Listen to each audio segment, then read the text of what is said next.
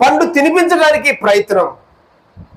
చిట్ట చివరకు ఆదాము అవ్వల మీద సాతాను విజయం పొందినట్లుగా అక్కడ మనం చూస్తున్నాం.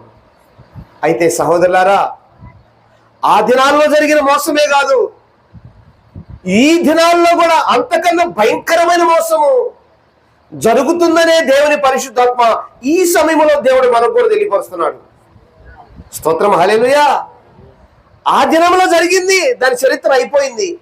కానీ ఇదిగో ఆ రోజున ఆదాము అవ్వను పెట్టినట్లుగా ఈ రోజు భూమి మీద తన పరిశుద్ధ సంఘాన్ని పెట్టి ఉన్నాడు. స్తోత్రం, హల్లెలూయా. ఇప్పుడు ఆదాము లేదు కదా, అవ్వ లేదు కదా, ఇప్పుడు ఎందుకండి? అవును సహోదరులారా, ఆదాము కంటే అవ్వ కంటే శ్రేష్టమైన తన స్వరక్తం ఇచ్చి సంపాదించిన తన సంఘం ఇప్పుడు భూమి మీద ఉంది. ఇంకా పైకి ఎత్తబడలేదు. తన సంఘం ఉంది. ఆ సంఘం ఇప్పుడు కాపాడబడాలి.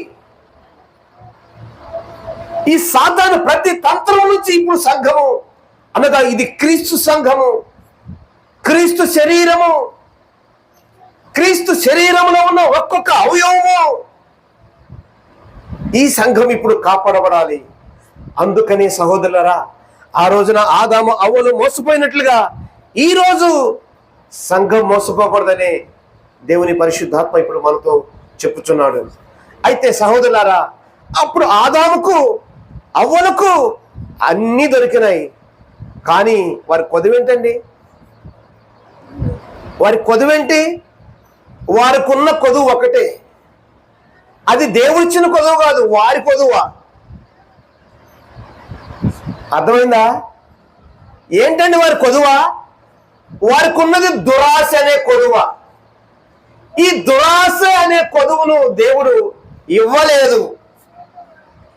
ఇది ఒక్కటే వారికి ఇవ్వలా. ఎందుకు? అది ఇస్తే వారు చస్తారు. ఈ దురాశిస్తే దేవుడు వారు ఏమవుతారు? చనిపోతారు. అందుకనే ఈ దురాశ అనే కొదువుని వారికి చాలా దూరంగా పెట్టాడు. ఈ చాలా దూరంగా పెట్టిన దేవుడు దూరంగా పెట్టినటువంటి దాన్ని సాతాను ఇప్పుడు చాలా దగ్గరికి తీసుకొస్తుంది. అర్థమవుతుంది ఇప్పుడు విషయం? అర్థమవుతుందా? దేవుడు చాలా దూరం పెట్టినటువంటి ఆయుధాన్ని, ఈ పండనే ఆయుధాన్ని ఇప్పుడు ఎవరు తీసుకొస్తున్నారు? సాతాను దగ్గరకు తీసుకొస్తుంది. చూసారా సహోదరులారా? అయితే దేవుడివని దురాశను